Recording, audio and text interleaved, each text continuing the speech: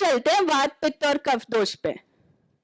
अब आप कैसे पता करोगे कि ये व्यक्ति वात दोष से पीड़ित है या फिर इसमें वात दोष अच्छे से है, या आप एक इंसान को कैसे पहचान सकते हो कि उसमें वात दोष प्रेजेंट है? हम ऐसे कहते हैं ना कि इसका वात बढ़ा हुआ है, इसका पित्त कम है, नहीं इसमें कफ ज्यादा है, नहीं इसमें पित्त भी है, इसमें कफ भी है। मैं डॉक्टर हूं, चलो मैंने पढ़ाई करी है तो मेरे को पता है कि कैसे पहचानना है। नॉर्मल लोग, आप में से शायद कुछ डॉक्टर्स भी हो सकते हैं, कुछ इंजीनियर्स भी हो सकते हैं, कुछ हाउस मेकर्स भी हो सकते हैं, मतलब जो घर पे काम करते हैं वो भी हो सकते हैं, सभी तरीके के लोग यहाँ पे बैठे हो सकते हैं। आप कैसे पहचानोगे कि इसमें वात दोष है, इसमें पित्त दोष के लक्षण है, या इसमें कफ दोष के लक्षण है? अब हम वो पढ़ने जा रहे हैं कि आप कैसे पहचानोगे, या हम सभी लोग ये कैसे पहचानेंगे कि हम में वात दोष के लक्षण है।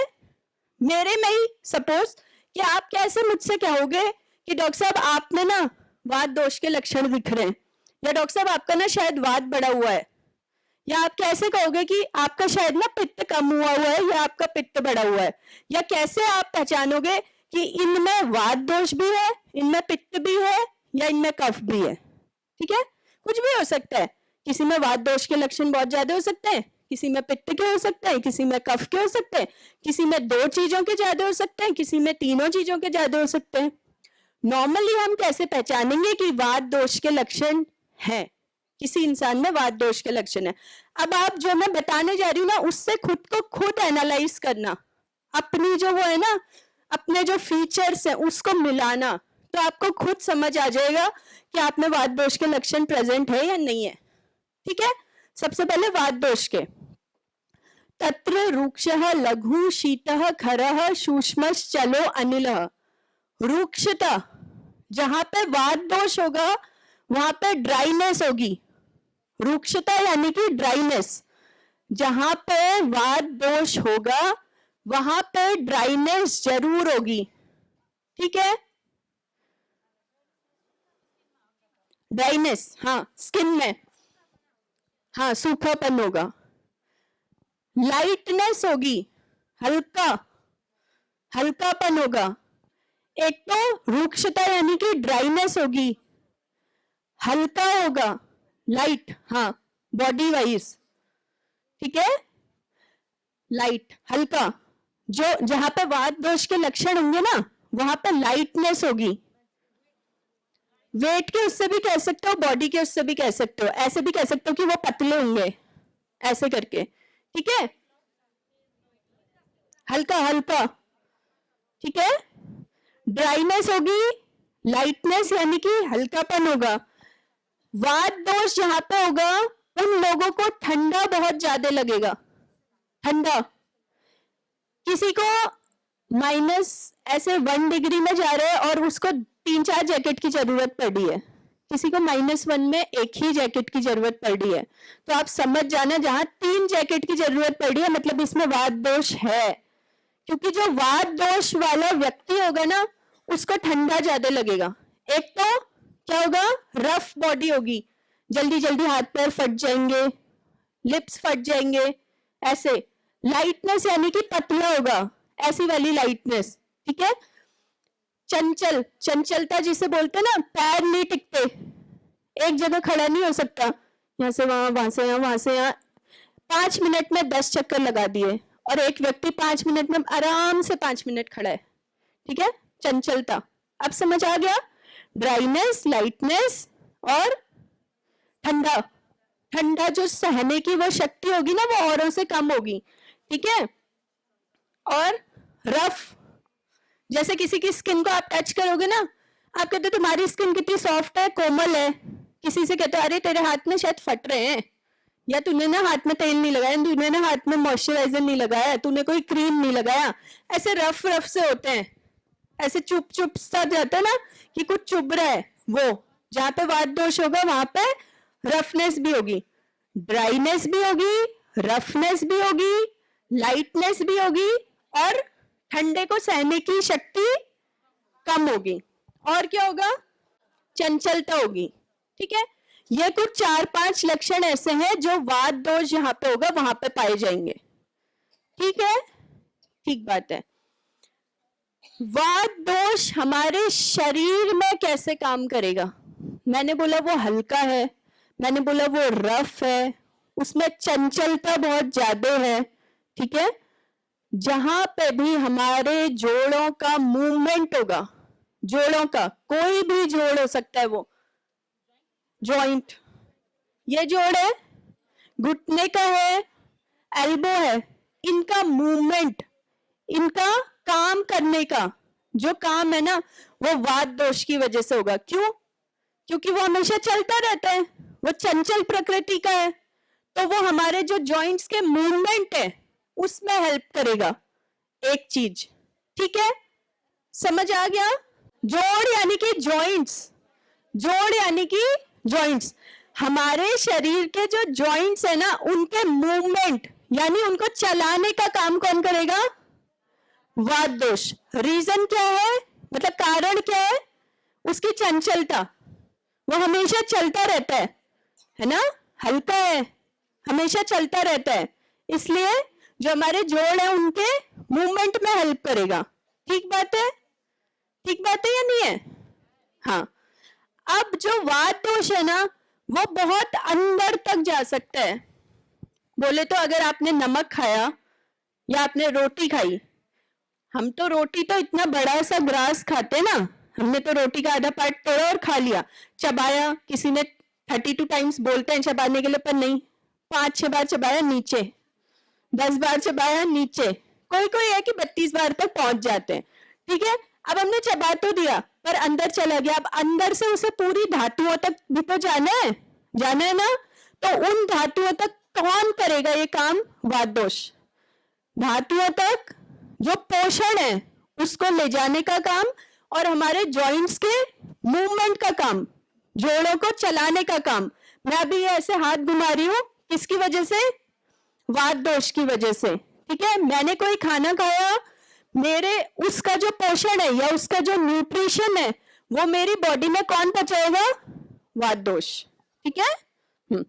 नेक्स्ट चलते हैं पित्त दोष पे। ये तो वात दोष के लक्षण थे, रफनेस, ड्राइनेस, लाइटनेस, चंचलता और अंदर तक चीजों को पहुंचाने की क्षमता, ये वात दोष हो गया। अब चलता है पित्त दोष। पित्त दोष को आप एक चीज से याद कर सकते हो, एक लौता एक वर्ड, अग्नि। एक लौता एक शब्द है, अग्नि। अग्नि, फायर, आग, जलन, ताप, ठीक है। उससे जहां गर्मी है ना, जहां जहां गर्मी है वहां आप सोचो पित्त दोष है। जहां गर्मी है, जलन है, वहां आप सोचो कि पित्त दोष है। पित्त दोष यानी कि गर्मी, रेडनेस, लालिमा, गरम होगा, जलन होगी तो लालिमा तो अपने आप आ जाएगी, ठीक है, समझ आ गया। जहां भी जलन है, जहां भी गर्मी है, जहां भी लालिमा है, वहां क्या है? पित्त दोष है। किसी के एक्ने होते हैं, दाने वगैरह, मुहासे वगैरह होते हैं ना, लाल हो जाता है, ठीक है। कोई बहुत गोरा होता है, तुरंत थोड़ा सा चला एकदम लाल लाल। अंदर जलन बहुत ज्यादा होती है कि मुझे एसिडिटी ज्यादा बनती है, मेरे को गैस बहुत ज्यादा बनती है, मुझे खट्टी डकारें बहुत आती है, मतलब क्या? गर्मी सी हो रही है, ठीक है। ठंडी टेम्परेचर है लेकिन उन्हें ज्यादा ठंडा नहीं लगता, वो कहते हैं हाँ ठीक है। एक इंसान होगा कहेगा कि ठंडा हो रहा है, ठंडा हो रहा है, मुझे ब्लैंकेट भी चाहिए, मुझे ये भी चाहिए। पर जो पित्त दोष वाला होगा ना, वो कहेगा नहीं ठीक है, ओके, मेरा एक उससे चल जाएगा काम। मतलब जहां अग्नि की अधिकता है, जहां पे जलन की अधिकता है, वो क्या है? पित्त दोष। जहां चलने की प्रकृति है वहां क्या है? वात दोष। जहां अग्नि की प्रकृति है वहां क्या है? पित्त दोष। अब तीसरा है कफ दोष, ठीक है। कफ दोष को आप एक तो ठंडे से और दूसरा ऑयली चीजों से, स्निग्ध, चिकनापन, उससे याद कर सकते हो। और या फिर आप सिंपल उसमें याद कर सकते हो कि वो बहुत स्टेबल होते हैं। मैंने अभी क्या बोला? वात दोष हमेशा चलता रहता है। दो इंसान खड़े, एक है जिसमें वात की अधिकता है, तो वो ना 5 मिनट के लिए अगर क्लास है तो उस 5 मिनट में उसने 100 शब्द बोल दिए, और एक इंसान है कि 5 मिनट में 10 ही शब्द बोले, मतलब स्थिरता है, सौम्यता है, वो क्या हो गया, कफ दोष। और ऑयली है, स्किन से ही आप पहचान सकते हो कि जो वात दोष वाले होंगे उनकी स्किन कैसी होगी, फटी फटी सी होगी, खुरदुरी सी होगी। पित्त दोष वालों की जलन वाली होगी, लाली माली होगी, मतलब रेडनेस वाली होगी। कफ दोष वालों की चाहे कुछ लगाएं चाहे कुछ ना लगाएं, खुद ही चिकनापन आ जाएगा।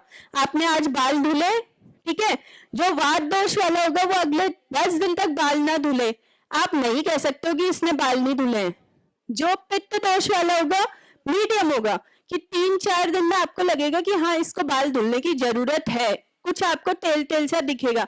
जो कफ दोष वाला होगा ना, उसमें आज बाल धुले, आज का दिन हो गया, कल का दिन हो गया, परसों वो चाहे तेल लगाया हो चाहे ना लगाया हो, ऑटोमेटिक तेल है, मतलब ऐसा लगने लग जाएगा कि हाँ ऑयली ऑयली से हो रहे हैं। वो आपको पता होगा आपने तेल लगाया या नहीं लगाया, लेकिन आपको समझ आ जाएगा ये नेचुरल है या फेस का ही है ना। कुछ लोग होते हैं बहुत सारा क्रीम भी लगा लेते हैं पर फिर भी कहते हैं नहीं नहीं हो रहा, नहीं हो रहा है, ड्राइनेस हो रही है। कुछ क्या होता है, कुछ क्रीम नहीं लगाया है ना, फिर भी ऐसे कि तूने कुछ लगाया है क्या, आपने कुछ लगाया है, आपका फेस ना ऑयली हो रहा है, कफ दोष। ठीक है, समझ आ गया। वात दोष को चंचलता से पहचानना है, पित्त दोष को गर्मी से पहचानना है, कफ दोष को स्थिरता या फिर ऑयलीनेस से पहचानना है। ठीक है, अब नेक्स्ट टॉपिक पे चलते हैं, प्रकृति। प्रकृति स्वभाव, हमारा स्वभाव, हम सभी का स्वभाव यानी कि प्रकृति। प्रकृति क्या है, किसी भी इंसान का स्वभाव जो जन्म से मृत्यु तक कभी चेंज नहीं होता है, वो प्रकृति है। हम सभी का स्वभाव, ठीक है, हम सभी का नेचर जो हमारे जन्म से लेके हमारी मृत्यु तक कभी चेंज नहीं होता है, वो है प्रकृति। ठीक बात है, समझ आया। हम सभी पुरुष या स्त्रियों का नेचर या स्वभाव जो हमारे जन्म से लेके हमारी मृत्यु तक हमेशा समान रहता है, कभी उसमें कोई बदलाव नहीं आते हैं, वो है हमारी प्रकृति। ठीक है, प्रकृति 2 टाइप्स की होती है। पहला शारीरिक प्रकृति या उसे आप दोषज प्रकृति भी बोल सकते हो। पहला शारीरिक ऑब्लिक दोषज, आप चाहे शारीरिक प्रकृति बोलो चाहे आप दोषज प्रकृति बोलो, एक ही बात है। अगर मेरा नाम मनीषा है, मेरा घर का नाम सपोज कर लेते हैं मनी है, ठीक है, चाहे आप मुझे मनीषा बोलो चाहे आप मुझे मनी बोलो, एक ही इंसान है। ऐसे ही चाहे आप शारीरिक बोलो चाहे आप दोषज बोलो, एक ही नाम है। ठीक है, प्रकृति क्या है, जन्म से मरण तक एक समान रहने वाला किसी भी स्त्री या पुरुष का स्वभाव या नेचर प्रकृति है। ठीक है, ठीक, सिंपल भाषा में कि ये बहुत रूड है, या ये बहुत गुस्सा करता है, या ये बहुत गुस्सा करती है, ये बहुत बोलता है, ये बहुत घुमक्कड़ है, होता है। हम किसी भी इंसान को कैसे डिफाइन करते हैं, सपोज मैंने कहा कि मेरे साथ वाला कोई इंसान है, किसी ने मुझसे पूछा वो कैसा है, तो मैं क्या कहूंगी, वो ऐसा दिखता है, ऐसा ऐसा दिखता है, पतला है, मोटा है, लंबा है, या काला है, गोरा है, ज्यादा बोलता है, ज्यादा घूमता है, ज्यादा सोता है, ज्यादा आलस है, ऐसे ही बोलेंगे ना। ये हमारी प्रकृति है। तो ये जो हमारा जन्म है ना, जन्म से लेके हमारे मृत्यु तक सेम ही रहती है, वो कंडीशन के अकॉर्डिंग चेंज हो सकती है। अब आप में से बहुतों के मन में ये क्वेश्चन आ रहा होगा कि नहीं हम हमेशा थोड़ी गुस्सा करते हैं, नहीं ना, हमारी प्रकृति गुस्सैल है, पर हम किसी को देख के शांत रहते हैं, वो अलग बात हो गई। हमें गुस्सा आ भी रहा होगा पर आगे 10 लोग खड़े होंगे तो हम शांत हैं, वो चीज अलग हो गई। पर हम स्वभाव से गुस्सैल हैं कि हमें गुस्सा आ रहा है पर हमने कंट्रोल किया है।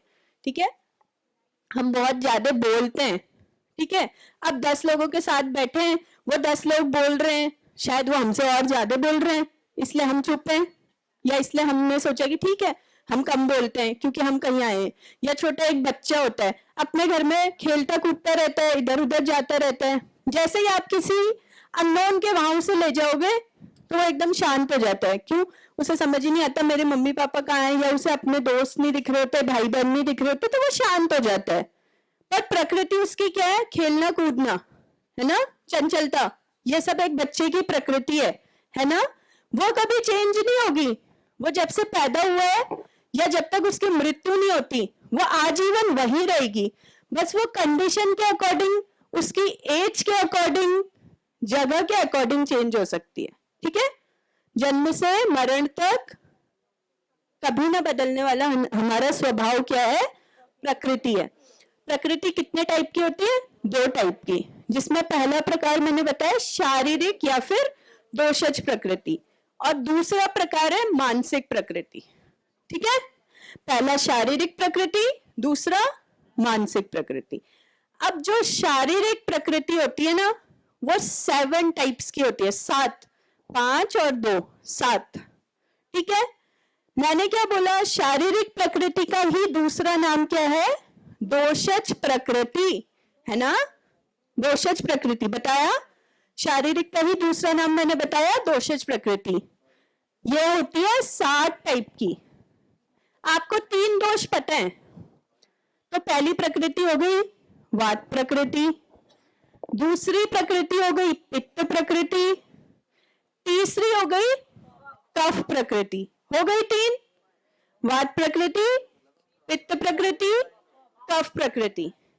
अब जो चौथी और 5वीं और 6ठी प्रकृति है, नेक्स्ट 3 जो प्रकृति है उन्हें आपको ना कंबाइंड करना है। तो आप कैसे कंबाइंड करोगे? मिलाना है वात को पित्त के साथ, वात पित्त प्रकृति, वात पित्त प्रकृति। फिर वात को कफ के साथ मिलाओ, वात कफ प्रकृति, और 5 हो गई। हम थे प्रकृति पे। प्रकृति 2 टाइप की है, शारीरिक प्रकृति, मानसिक प्रकृति। शारीरिक प्रकृति 7 टाइप की है, जिसमें से पहले 3 जो दोष आपको पता है, वात पित्त और कफ, वो प्रकृति हो गई 3, वात प्रकृति, पित्त प्रकृति, कफ प्रकृति। अब हम नेक्स्ट 3 पे चलते हैं। तो आपको क्या करना है? इन दोषों को ना मिलाना है आपस में। वात के साथ पित्त को मिलाया तो एक प्रकृति बन गई, फिर वात के साथ कफ को मिलाया तो एक प्रकृति बन गई। अब वात के साथ आपने पित्त को भी मिला दिया, कफ को भी मिला दिया ना, मिला दिया। अब क्या बचे? पित्त और कफ को मिलाना बच गया, आपस में बच गया ना, है। देखिए, वात को आपने पित्त के साथ मिला दिया, वी पी, फिर वात को आपने कफ के साथ मिला दिया, वी और के। तो वात के साथ पित्त भी मिल गया और वात के साथ कफ भी मिल गया, 2 प्रकृति बन गई। अब बचे क्या? पित्त और कफ आपस में नहीं मिले ना, तो वो 6ठी प्रकृति बन गई। समझ गए? सबसे पहली हो गई वात प्रकृति, फिर हो गई पित्त प्रकृति, तीसरी हो गई कफ प्रकृति, चौथी में आपने क्या किया? वात और पित्त को मिलाया तो वो बन गई वात पित्त प्रकृति। 5वीं में वात को कफ के साथ मिलाया तो वो बन गई वात कफज प्रकृति। ठीक है, और 6ठी में आपने क्या किया? पित्त और कफ को आपस में मिला दिया तो वो बन गई पित्त कफ प्रकृति। 6 हो गई ना। अब 7वीं बची, तीनों दोषों को मिला दो, वात पित्त कफ प्रकृति। ठीक है, देखो सबसे पहले जो है ना वात, वी लिखा है मैंने, वी वात प्रकृति। ठीक है, दूसरी हो गई पित्त प्रकृति, तीसरी हो गई कफ प्रकृति, ये 3 प्रकृति हो गई।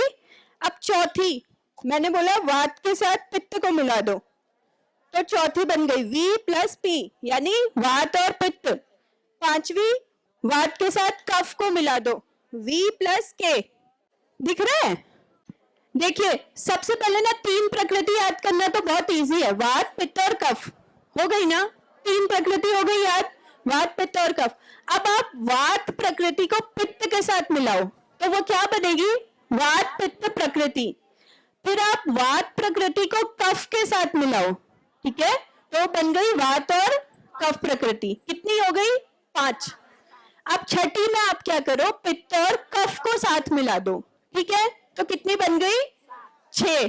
अब लास्ट बची, तो लास्ट में आप क्या करो, तीनों को मिला दो, वात पित्त कफ, तो क्या बन गई? वातज पित्तज कफज, या फिर वात पित्त कफ प्रकृति। ये 7 टाइप की शारीरिक प्रकृति है, ठीक है।